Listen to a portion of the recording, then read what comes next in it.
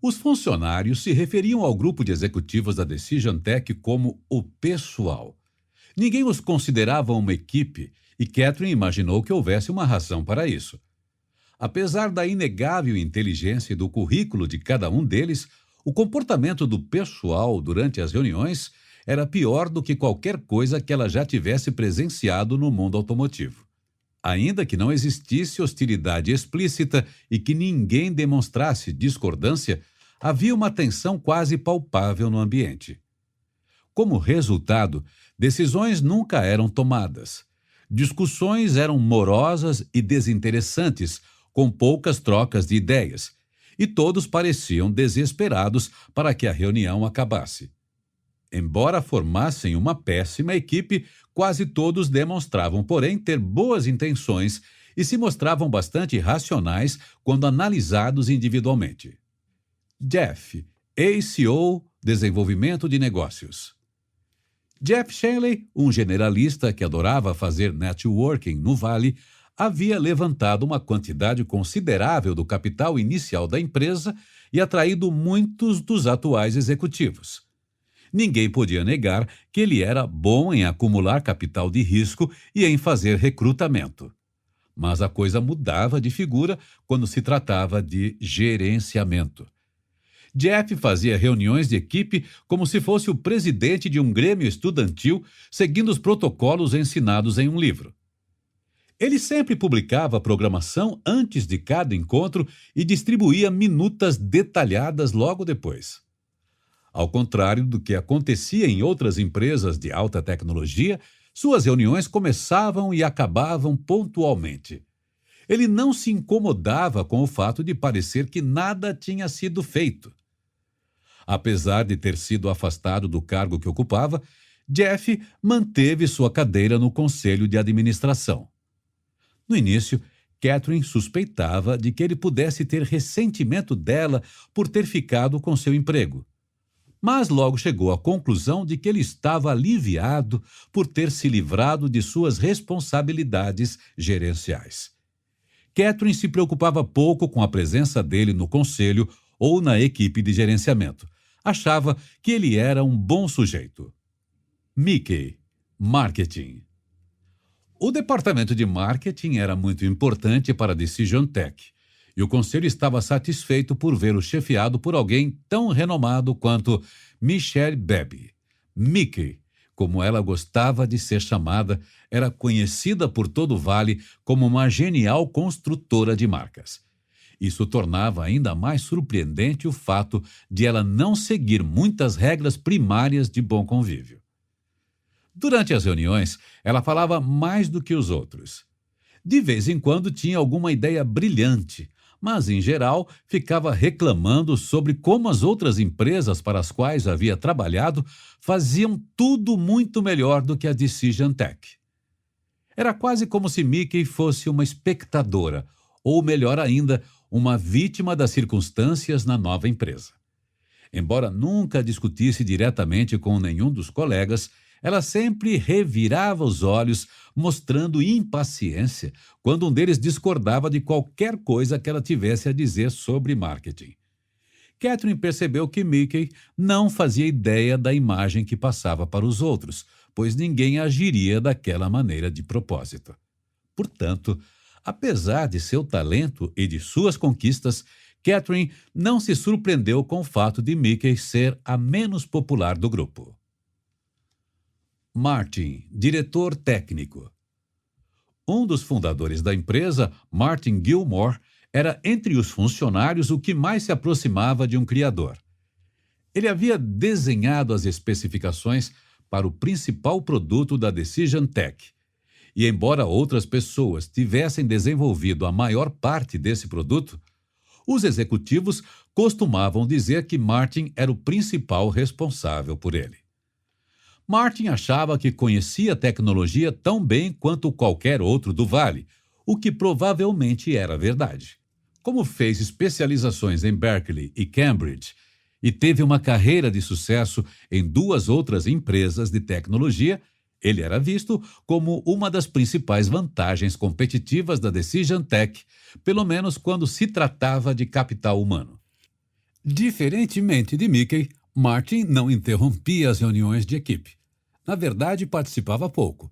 Não deixava de comparecer, mas sempre deixava seu laptop aberto e, com frequência, parecia estar verificando e-mails ou fazendo outra coisa que também o distraía.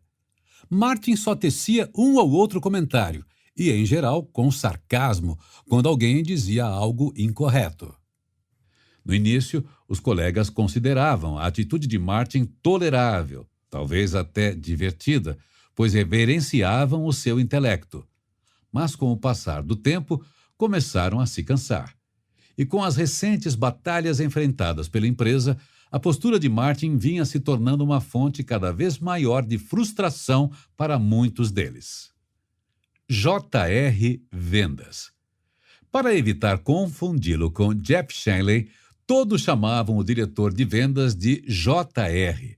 Seu nome era Jeff Rawlings, mas ele gostava do novo apelido. J.R. era um vendedor experiente e um pouco mais velho do que os outros. Tinha 40 e poucos anos. Estava quase sempre bronzeado, jamais era rude e fazia tudo o que a equipe lhe pedia. Infelizmente, J.R. quase nunca levava algo adiante. Quando reconhecia que havia assumido um compromisso que não fora cumprido, ele pedia 1000 desculpas à pessoa a quem decepcionara. Apesar do que a equipe chamava de falta de confiança em J.R., ele continuava sendo respeitado pelos colegas graças ao seu currículo.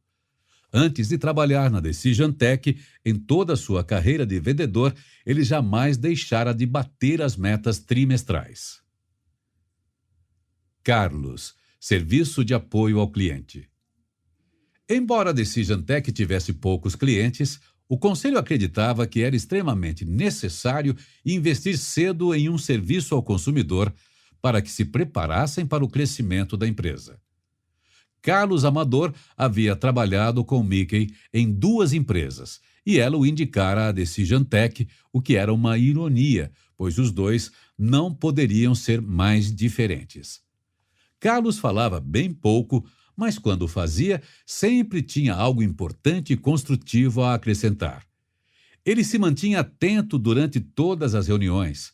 Trabalhava até tarde sem reclamar e era modesto em relação às suas conquistas anteriores. Carlos era de fato um funcionário confiável e era fácil e agradável trabalhar com ele. Catherine estava aliviada por não ter que se preocupar com pelo menos um de seus subordinados diretos, embora se incomodasse com o fato de que as funções específicas de Carlos não estivessem totalmente definidas. Como ele assumia, por vontade própria, a responsabilidade pela qualidade do produto e por quaisquer outras tarefas menos interessantes, Catherine podia se concentrar em outros pontos mais preocupantes.